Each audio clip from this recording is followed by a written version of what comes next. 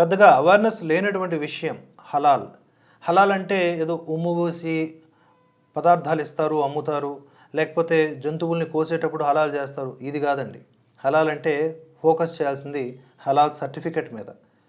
మనం ఏం కొనాలి, ఎందుకు కొనాలి అనేది ఆలోచన చేయకుండానే, మనకు తెలియకుండానే మన జేబులను గుల్ల చేస్తూ, పోనీ ఆ డబ్బేమన్నా ప్రభుత్వానికి వెళ్తుందా అంటే ఎక్కడికి వెళ్తుందో తెలియని పరిస్థితి.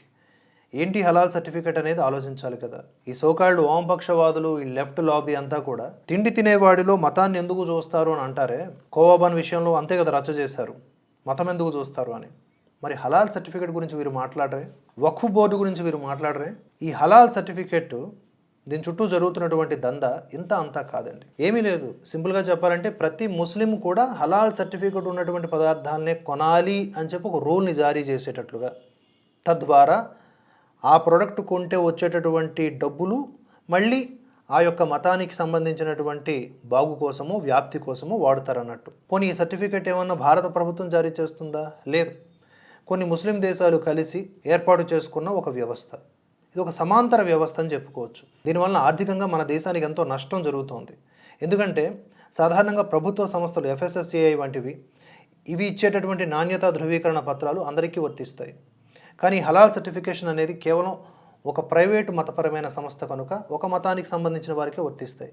కానీ భారతదేశంలో అన్ని మతాల వారు ఉంటారు కనుక అన్ని మతాల వారు అవి కొన్నప్పుడు ఆటోమేటిక్గా వారి జేబుల్లోంచి డబ్బులు వీళ్ళ జేబుల్లోకి పోతాయి. ఉదాహరణకు ఒక హలాల్ సర్టిఫికేట్ జారీ చేయడానికి 50,000 రూపాయలు వసూలు చేస్తారు వాళ్ళు. అది రెన్యువల్ చేయాలంటే ఇంకో 20,000 రూపాయలు.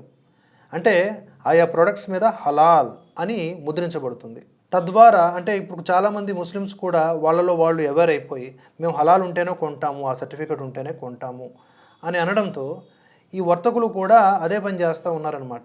సర్టిఫికేట్ తీసుకుంటున్నారు డబ్బులు ఇచ్చి మరి. కానీ ఇది ఒక సమాంతర వ్యవస్థ. ప్రభుత్వం కూడా దీన్ని ఏమీ చేయలేకపోతుంది అని ఆలోచించట్లేదు.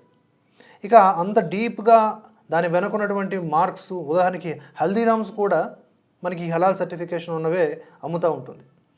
మనం ఆలోచించాలి ఈ విషయంలో. తినే తిండి విషయంలో మతం ఎందుకు అనేవాళ్ళు, మరి తినే ఆహార పదార్థాల విషయంలో ఈ హలాల్ సర్టిఫికేట్ ఎందుకు? ప్రత్యేకించి ఒక మతపు గుర్తింపే కదా అందులో ఉన్నది. హలాల్ అనే సింబల్ లేకపోతే ముస్లింలు అది కొనొద్దు అని ఎందుకు చెప్తూ ఉన్నారు? ఆహారం విషయంలో మతం ఎందుకని అక్కడెందుకు మాట్లాడరు? అంతేకాదు ఉపాధికి సంబంధించిన విషయాల్లో కూడా ఈ హలాల్ విధానాల వల్ల కేవలం ముస్లిమ్స్కే ఉద్యోగాలు వస్తాయి, మిగతా వాళ్ళకి రావు. ఇంత జరుగుతూ ఉన్నా కూడా దీని మీద మాట్లాడరు. ఇది మాట్లాడితే మనం ఇస్లాంకి వ్యతిరేకంగా మాట్లాడుతున్నట్లు భావిస్తారు. ఈ భారతదేశంలో అందరికీ సమాన న్యాయాలు, చట్టాలు, సర్టిఫికేట్లు గట్రా అన్నీ ఉండాలి కదా. ఒక్కొక్కరికి ఒక్కొక్క రూల్ ఏంటి అన్నదే ఆలోచన. ఈ హలాల్ సర్టిఫికేట్ దాని వెనుక జరుగుతున్నటువంటి దందా గురించి ఒక ప్రత్యేకమైన వీడియోలో మళ్ళీ చెప్తాను.